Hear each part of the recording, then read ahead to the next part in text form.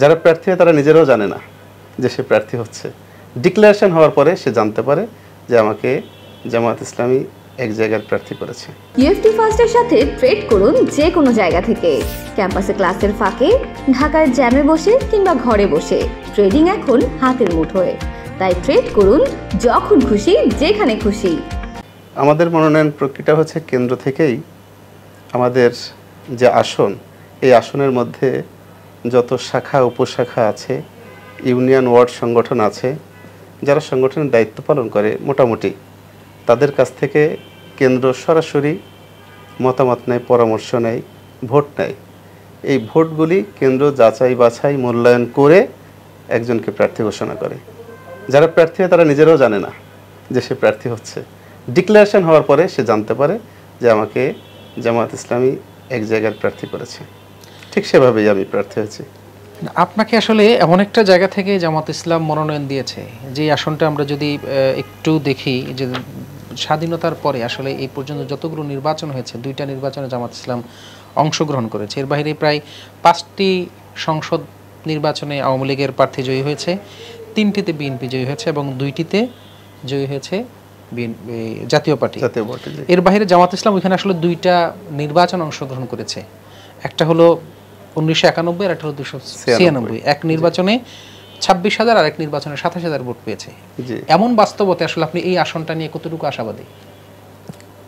আশাবাদীর জায়গা থেকে বলতে গেলে আমি পুরোপুরি আশাবাদী বর্তমানে। কারণ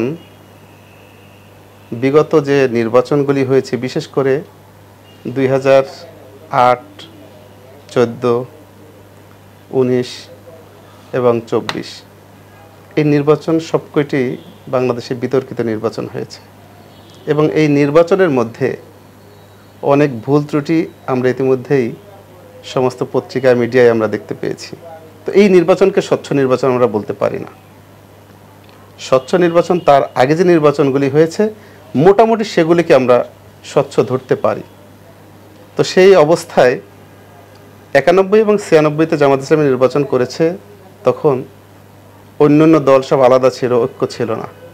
বিএনপি আলাদা নির্বাচন করেছে, আওয়ামী লীগ নির্বাচন করেছে, জাতীয় পার্টি নির্বাচন করেছে, জামাত ইসলামী নির্বাচন করেছে। আপনি যদি খেয়াল করেন যে 26,000 এবং 27,000 ভোট পেয়েছে জামাত ইসলামী, কিন্তু নির্বাচনের অন্য দল কত ভোট পেয়েছে সেই তুলনায় জামাত ইসলামীর পার্থক্য কোথাও 10,000, 12,000, কোথাও 15,000, 20,000, খুব বেশি না। বর্তমান যে বাংলাদেশের অবস্থাটা, বিশেষ করে দীর্ঘ বছর ফ্যাসিবাদ যেভাবে শাসন করেছে বাংলাদেশে, সেই ফ্যাসিবাদ সম্পর্কে সাধারণ মানুষের কনসেপশন তৈরি হয়েছে একটা। মানুষ তো অনেক দল দেখেছে, অনেক শাসন দেখেছে, অনেক বিচার ব্যবস্থা দেখেছে, অনেক শোষণও দেখেছে, সব দল দেখেছে।